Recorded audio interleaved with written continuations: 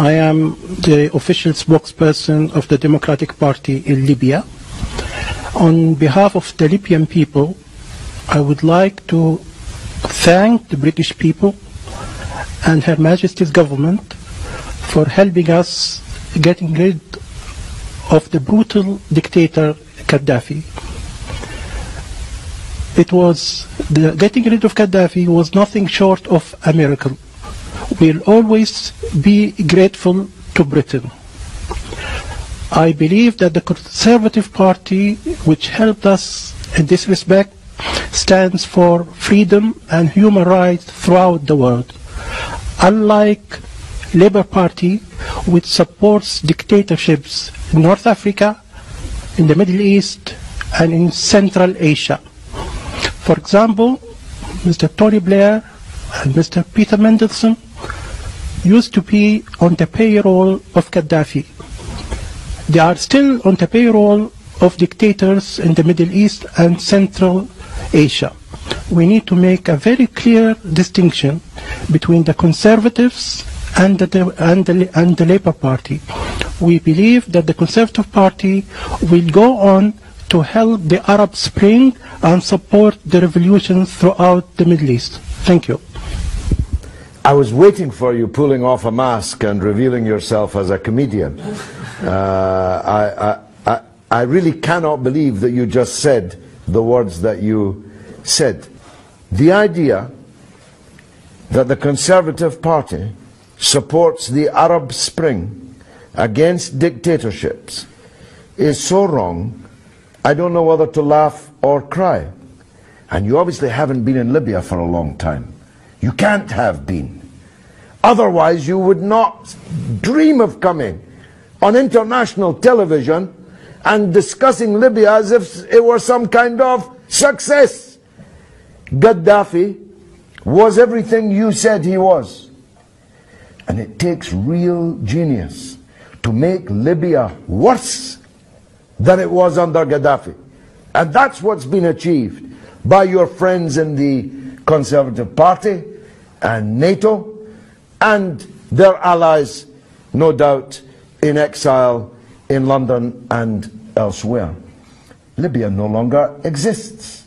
Libya is 5 Libyas, 10 Libyas, 20 Libyas, 100 Libyas, all massacring each other. The country is sailing in blood.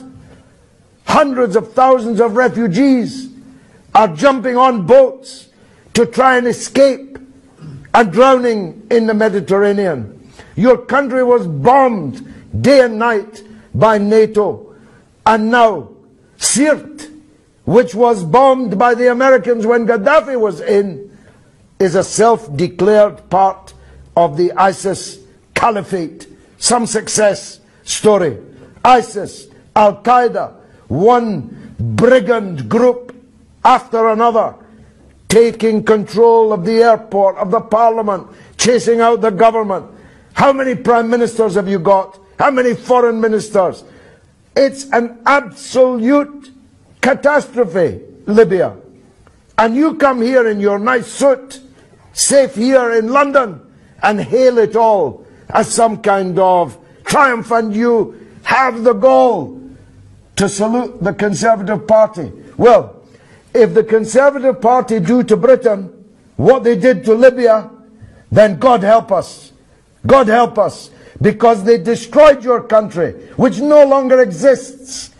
And you, presumably on some kind of payroll, come here and take your hat off to it. Be gone. Who's next? May I respond to that? Yes, you can. I am on the payroll of nobody, unlike you, who used to be on the payroll of Saddam. No, I've never been on Saddam's payroll, and I don't believe you're not on a payroll. You look very prosperous. How do you earn your living? How do you earn your living? Certainly not from Saddam or Gaddafi. No, I never met Gaddafi, and I was never on a payroll of Saddam. And by the way, those who claimed that I was had to pay me millions of pounds in damages. So be very careful what you say. Do sue me then. You are on a payroll. How are you earning your living? Who is paying you? The British Social Security. Well, you're doing very well on British Social Security. That's truly remarkable. In fact, I think I'll call the police, because you must be a benefits cheat. Because you can't possibly have the lifestyle you live on British Social Security. What lifestyle is that? Leave that aside. I don't know if you've just checked out for the afternoon from some kind of psychiatric unit. But if you are coming here on international television to claim that what's happened in Libya is a success, then you must be insane. If you're not on a payroll, you can only be saying this because you are unwell. Your country has ceased to exist. And you want to thank David Cameron for it?